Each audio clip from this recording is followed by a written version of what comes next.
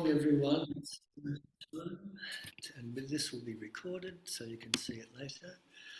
Thank you, Wayne. Rhythm of life. Well, you know I like to relate these things to songs. So we've heard Sammy Davis Jr., I think, sings Rhythm of Life. I was going to play it today, but it's a little bit too early in the morning to do that. And I thought of another song around my vintage, The Beat Goes On. Anyone old enough to remember that? Yes. And there are other songs too. I've Got Rhythm. And I look at myself some days and say, what am I today?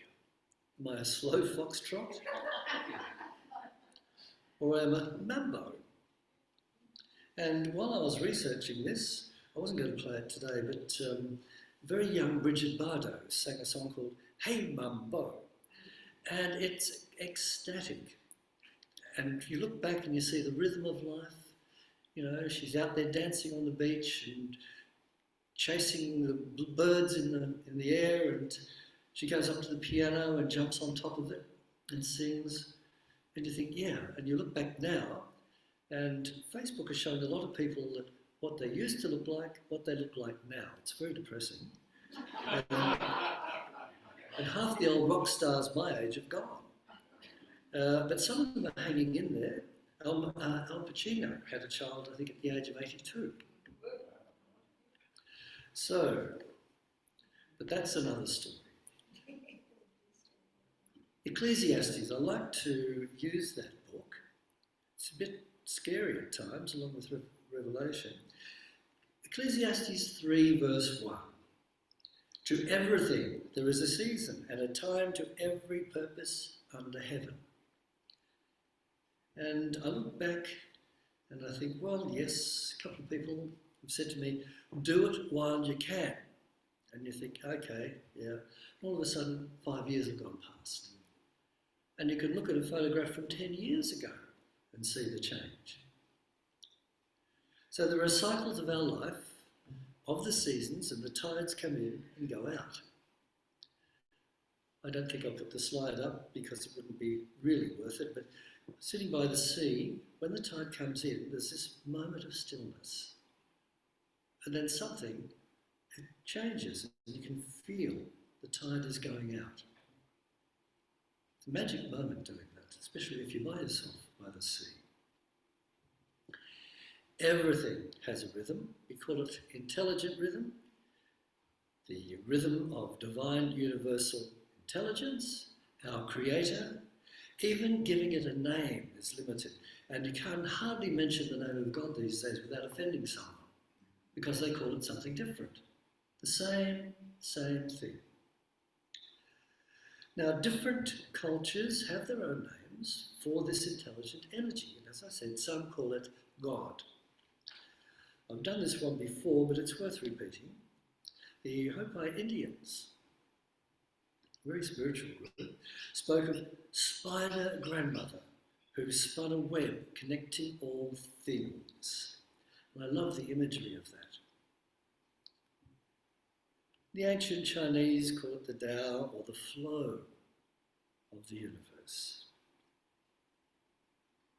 The Rig Veda speaks of the absolute called Brahman. Others say the way. We read in the Bible, Jesus speaks of the people of the way. The ultimate in personification, for me, is the Bhagavad Gita. I am the Father, the Mother, the Supporter, and the Grand Sire of the universe.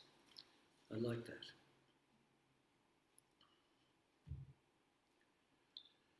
Now we're all destined to unfold into the Christ consciousness. The Bible, whether it's true or false, is a record. Every character is us at a certain stage of development, according to some of our unity teachings. We go from Adam, state of consciousness, right through to Christ consciousness, not necessarily in the one lifetime. It might be outrageous to say there could be many lifetimes. And there are bits in the Bible that allude to that, which they haven't managed to completely erase. Now, we shape this energy that we are living in, and we are it in expression. We shape it. What a responsibility. Now, we're also the custodians, but it's humbling to realise we didn't invent it. There's something else, but we are it. Yogananda says, spirit is the idea, the dream, and matter, which is us, is that dream expressed. The beat goes on, and how we work with this beat can help us or hinder us in our life. And are we in tune or out of tune with this rhythm of life? It's our good fortune to have access to the secret teachings of the ages. These teachings, this ancient wisdom, not really secret, they've always been there. And in Unity New Thought teachings, we find we are right where we are meant to be, and at the right time in our spiritual unfoldment to become aware of the techniques that were once considered secret. And we get it when we're ready for it. And hopefully now is the time. The bookshop I went to at Forest Hill yesterday, Rhonda Byrne, that wrote The Secret years ago, she's now really gone to town. She's got about 6 books out now. And she was a Melbourne lady, Melbourne journalist. And I believe she was in this church just quietly a couple of times when I first came here. And I think she had a chat with Reverend Bob, who was a minister from the States here at the time. Didn't hear any more. She just disappeared from the scene. But everything in The Secret, it's also in our Unity books there. And I see a lot of that in her work, which is great because it's getting it out there without any labels. It's a good book, that Secret. We learn how to shape this intelligent energy. We've been doing that already, but not realising that the results of our action, for good or not so good, are our own creation.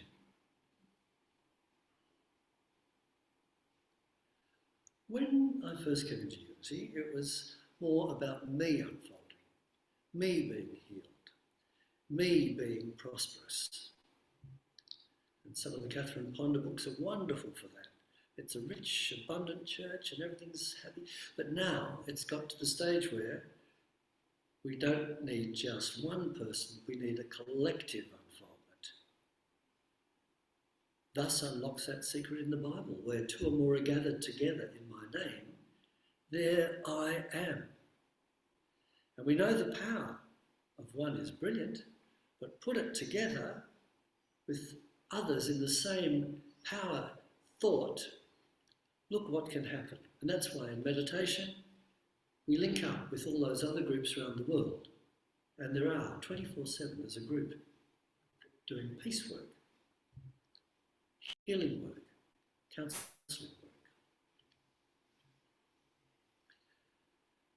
There are 3 distinguishing characteristics of Unity and other New Thought groups, and I have a slide for this. Oneness, flow, manifestation.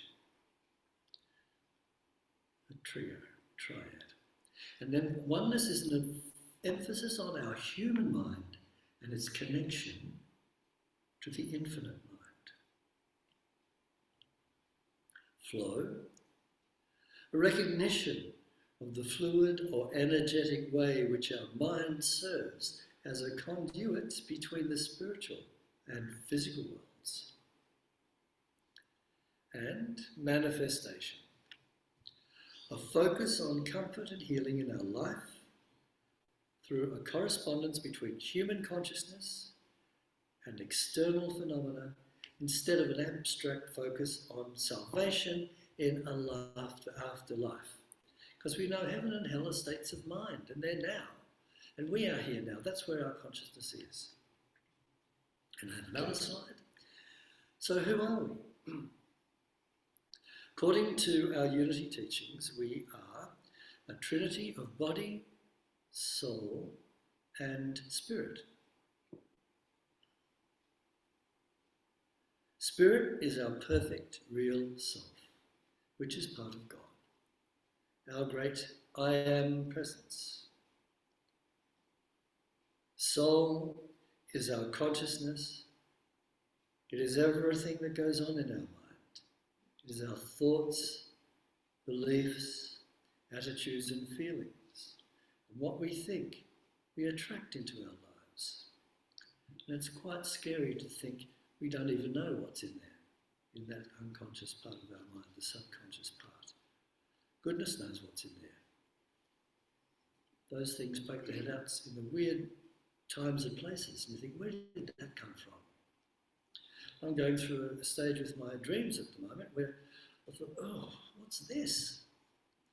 Anyway, I've got the prayer of protection and I'm getting better at cancelling out that stuff, or transmuting it is the word, not cancelling, but transmuting it, sitting with it and saying, thank you. If there's anything for me to get out of this, I'll get it. Now let me move on.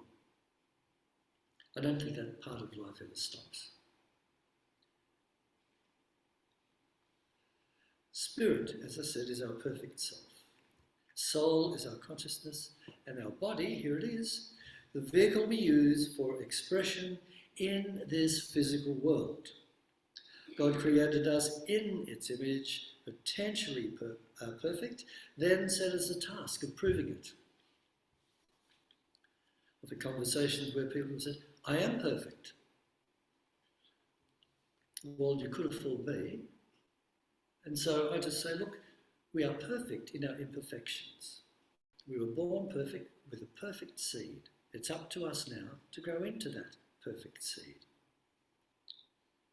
And what better place to prove the laws of spirit than right here in the schoolroom of Mother Earth? I like personifying these things. I saw a film of St. Francis once, and he had an epiphany, and he just loved everything.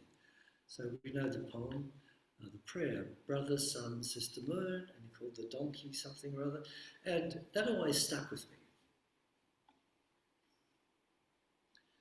One of the basic unity principles sums it up. Knowing and understanding the laws of life, also called truth, are not enough. A person must live the truth they know. Ooh. Not in the mood, we'll think, oh, we'll start it all tomorrow. Or, no, wait till next week. We do it now, which isn't easy because of our moods, they're up and down. As I said, our rhythm is up, then our rhythm is down. We start off in the morning with all good intentions. Yeah, I'll run around the block. Then by lunchtime, you get into the business of the day. And then in the afternoon, at my age, I need a little nap. Isn't that terrible? And then in the evening, you put on the TV and there's a rather juicy movie on, and you think, you feel like Marlon Brando. The moods change. So we are souls, living souls, and we have a physical body, and like the rhythm of the seasons, our body changes also, and we don't like that. But the self that is observing these changes in and around us does not die. This constantly seeks greater expression, and each new expression works changes in outward form. We've got this incredible temple for here, but when we go, who knows what sort of body we'll have, but it will be suitable for the vibration of whatever plane we ascend to, hopefully ascend to. Now, I have another slide. I've been busy this week. From the teachings of Gautama Buddha, we learn the cosmic wheel of life. Nothing is lost in the universe. Everything is continually changing, and all these changes are following the law of cause and effect, the cosmic dance of infinity.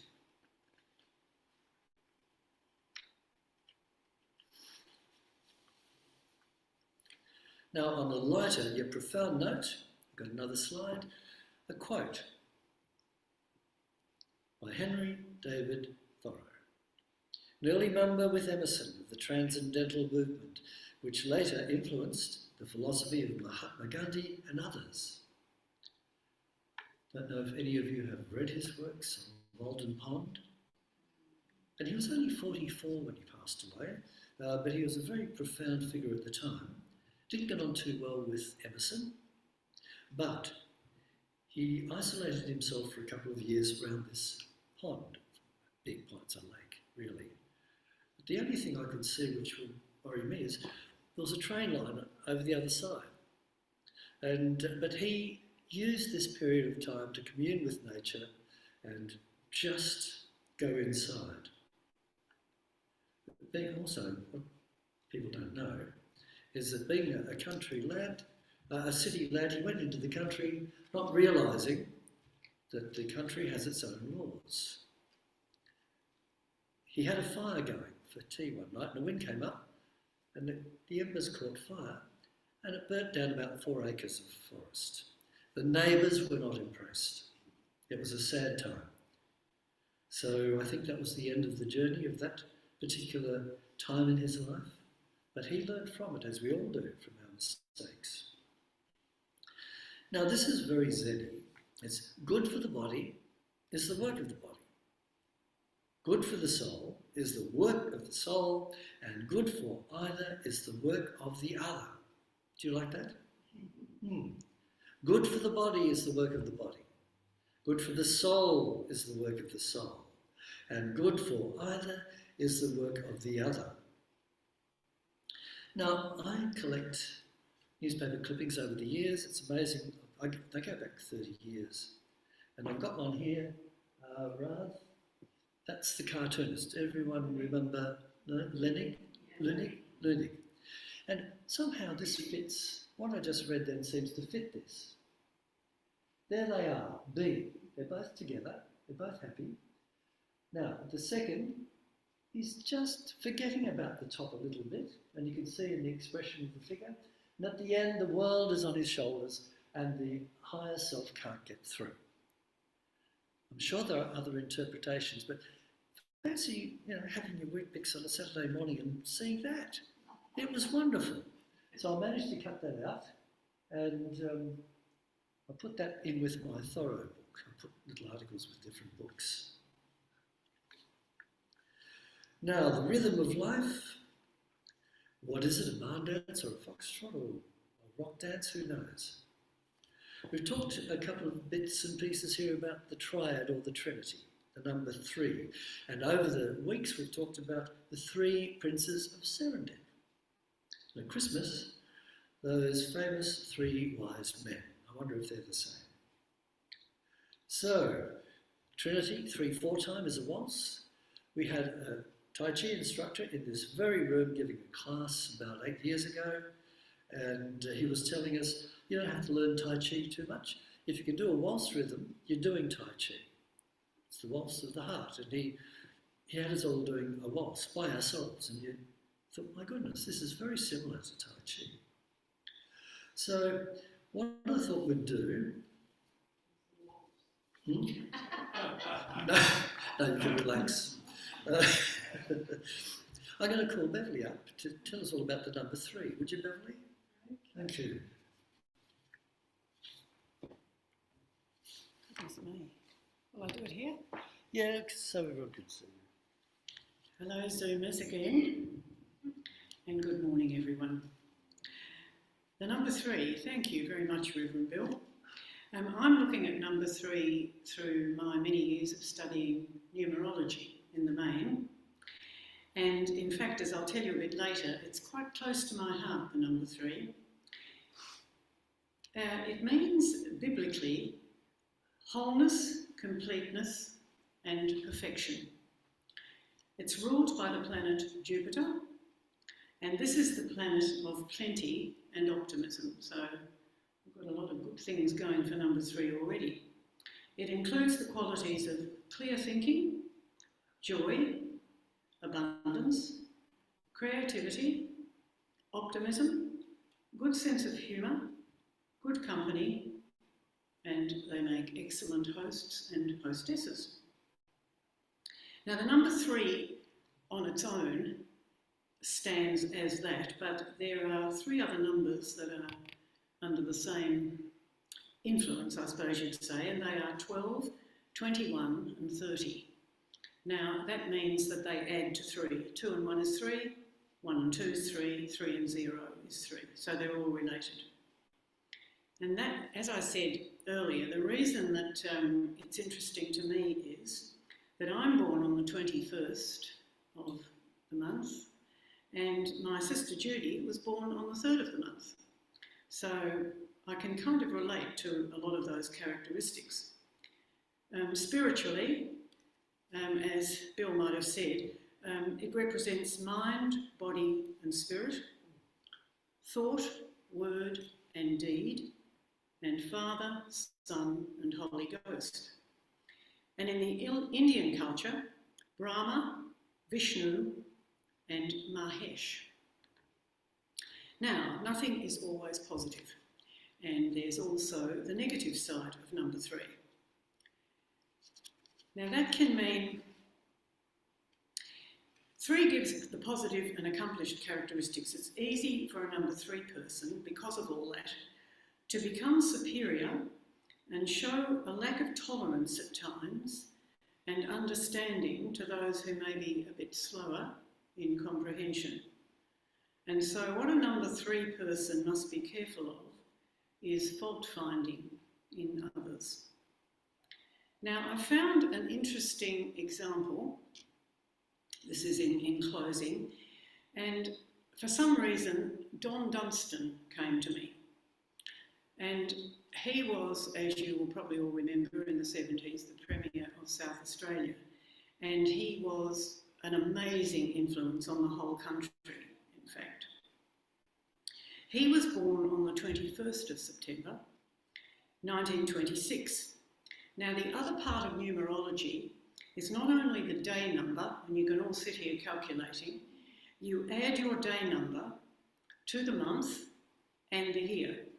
So with Don, it was the 21st of September. I'll try not to be too tedious here. 2 and 1 is 3, and 9 is 12. Then we have 1926, so we're up to 12. 12 and 1 is 13, 9 is 22, and 2 is 24, and 6 is 30. 3 and 0 is 3. So he was a day 3, and what in numerology we call a life path 3. So the number 3 for him was extremely important, and it often can indicate a lover of the arts, which indeed he was. And Gough Whitlam said of him after his death, he brought extraordinary joy, zest and style to his role of Premier of South Australia. So that's my example, and now you can all calculate your birthdays. Are there any? I've got a feeling John might be at 21. Is that you, John? Yeah. I was trying to think who in the room had a 21, and apart from me, I think you were the only one. I can't remember which month. Is it April? 21st of the 3rd. Now I remember telling you who you share it with. Keith Potker of the Seekers. And there's a creative person. Anyway, thank you everyone on Zoom. Thank you. Thanks for Stay here? Yes. Oh. What awful thing you're going to ask me, Bill. I hope it's not to do the waltz. No. I wouldn't do that to you. Okay, now look, does anyone remember what the power of the month is? Thank you. Leslie, you're a licensed teacher. You should know. Well, what about the others? Zeal. Okay, thank you. Okay, now, I like to say this because it's during this month I get the chance to use it. Let's all join together and say what Charles Fillmore used to get up every morning and say before as he was getting out of bed, the little saying. You ready? I fairly sizzle with zeal and enthusiasm and spring forth with a mighty faith to do the things that ought to be done by me. I say that every morning. And do you? I do when I'm ready to get out. Now we have another treat for you. Stuart, would you like to come up and join us? because of that, we talked about other words, zeal, zest, and all that sort of stuff. We have a song for the month. Okay? I'll leave you to The other word was zing. Zing. So